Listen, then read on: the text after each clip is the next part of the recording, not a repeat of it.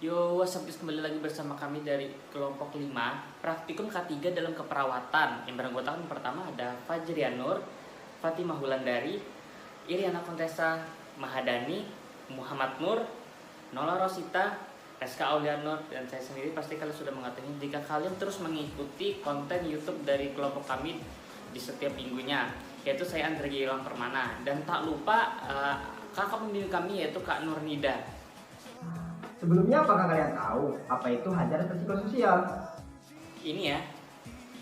No, itu psikopat boy. Aduh. Terus apa dong? Hajar psikososial didefinisikan sebagai segala aspek yang berhubungan dengan lingkungan sosial kerja yang berpotensi dapat menyebabkan gangguan pada psikologi dan fisiologi fisik pekerja yang dapat memicu stres, ketegangan emosional, dan masalah interpersonal. Bilang dong. Kalau itu sih aku tahu. Pasti salah satu contohnya adalah stres akibat penempatan kerja yang tidak sesuai dengan bakatnya, bukan? Lo kok tahu sih? Ya tahulah. Secara nih, faktor yang memotivasi pegawai itu berupa penempatan tenaga kerja yang sesuai dengan keahliannya dan bakatnya dimiliki. Benar banget, apalagi motivasi yang tidak ditingkatkan dapat menyebabkan terjadinya stres kerja. Nah, stres kerja adalah suatu proses yang menyebabkan orang merasa sakit, tidak nyaman atau tegang karena pekerjaan, tempat kerja atau situasi kerja tertentu. Salah satu bahaya psikososial yang berdampak pada stres kerja adalah penempatan tenaga kerja yang tidak sesuai dengan bakat, minat, kepribadian, motivasi atau pendidikannya. Lanjutin bro, gue capek. Oke, siap. Nah, jadi gitu guys. Stres itu ada dua jenis, yaitu yang bersifat positif itu sebagai motivasi atau rangsangan kerja, dan yang negatif itu sebagai pengganggu fisik maupun psikologis kerja. Bahaya banget tuh guys. Nah, makanya jangan skip video ini dan tonton terus video kami sampai selesai. Karena kami akan menjelaskan lebih rinci mengenai banyak yang ditimbulkan oleh penempatan tenaga kerja yang tidak sesuai dengan bakat, yaitu stres dengan paket komplit berupa gejala dan cara pengurangan stres itu sendiri. Oke, check it out.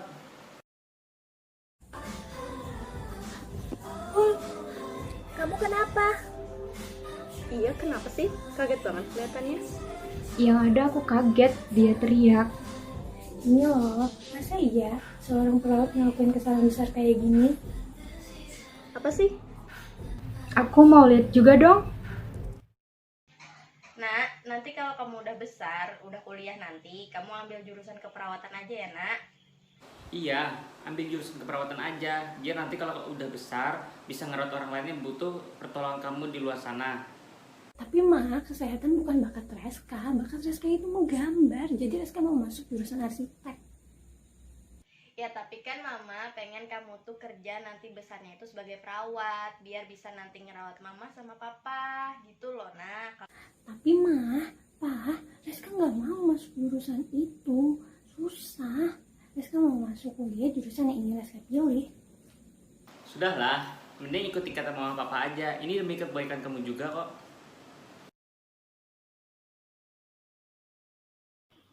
Terus, nanti pukul 14.00, tolong lakukan pemberian obat Grapena kepada pasien atas nama Tuan Fajrin di ruang penyakit dalam nomor B5. Untuk obatnya sudah saya beritahu kepada pihak farmasi untuk menyiapkan hal tersebut. Baik, Dok. Permisi Mbak, saya mau mengambil obat yang dianjurkan Dokter Dani. Oh iya, silakan nurse. Karena sudah disiapkan apoteker, aku nggak perlu lagi memeriksa. Permisi ya Pak, saya perawat Reska. Di sini saya memberikan obat lewat suntikan ya Pak. Oh iya nurse, silakan. Nurse, kenapa suami saya kejang-kejang, nurse? Obat yang dikasih udah sesuai sama anjuran dokter belum? Iya, sudah pasti benar Bu. Ada apa ini? Ini sus, suami saya itu kejang-kejang sehabis disuntik sama perawat ini. Kenapa kamu memberikan obat yang salah kepada pasien ini, nurse? Apakah Anda sudah memeriksa catatan yang dianjurkan oleh dokter? Sebelumnya sudah disiapkan oleh pihak farmasi, mana saya tahu. Kamu seharusnya memeriksa kembali apakah sudah benar obat yang kamu berikan ini sesuai dengan catatan dokter. Ini sih kesalahan dalam kerja nih, yang pasti kesalahan penempatan tenaga kerja yang gak sesuai bakat. Bisa bikin stres di tenaga kerja ini mah. Cinca, emang apa sih dampak yang diakibatkan oleh stres pada tenaga kerja? Nah, jadi dampak stres itu banyak loh guys, beragam pula. Ya, dampak stres itu yang aku tahu sih ada 2 jenis gitu kan. Nah, yang pertama tuh stresnya ada yang bersifat positif. Contohnya itu kayak motivasi diri, kemudian rangsangan kerja keras, terus meningkatnya inspirasi biar bisa menikmati kehidupan yang lebih baik gitu. Terus jenis yang kedua itu stresnya itu bisa bersifat negatif. Itu mengganggu dan secara potensial berbahaya bagi fisiknya dan psikologis si pekerja gitu. Oh gitu ya. Terus stres itu emang ada gejalanya nggak sih?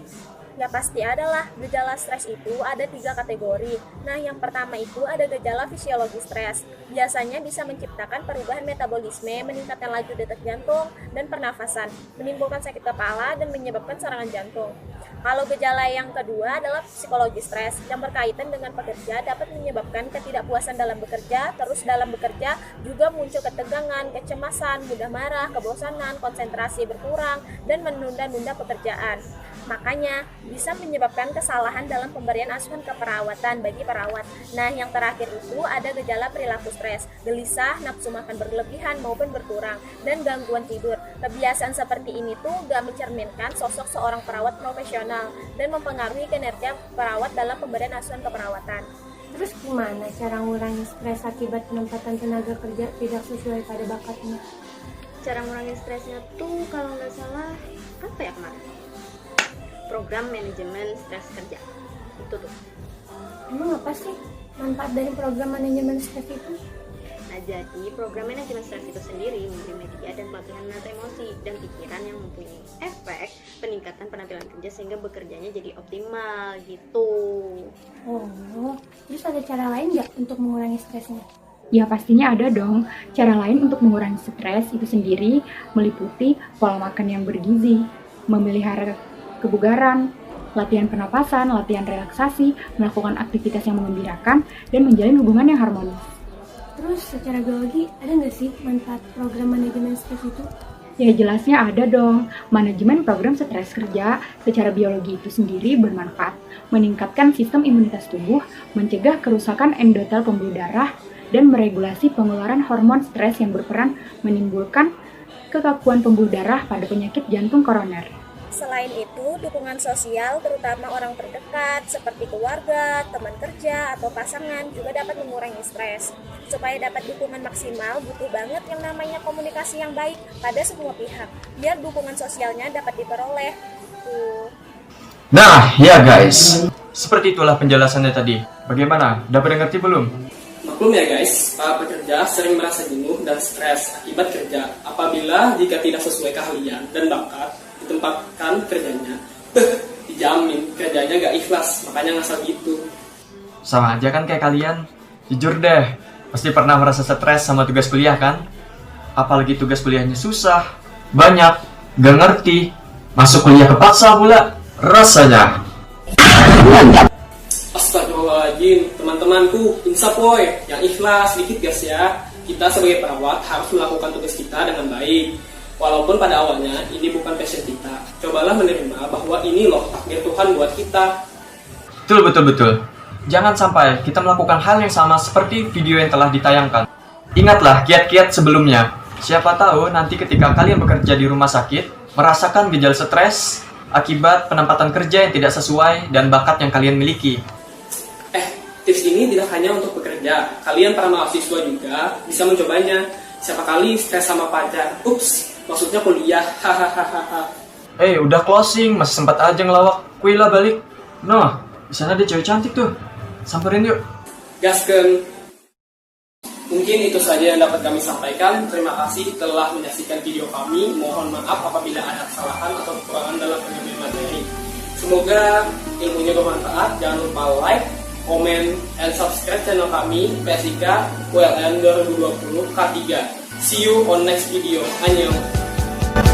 세상에 소리 질러 I love you 널 사랑한다고 날 여자가 되어달라고 눈부셔 Always you're my star 내가 널 지켜줄게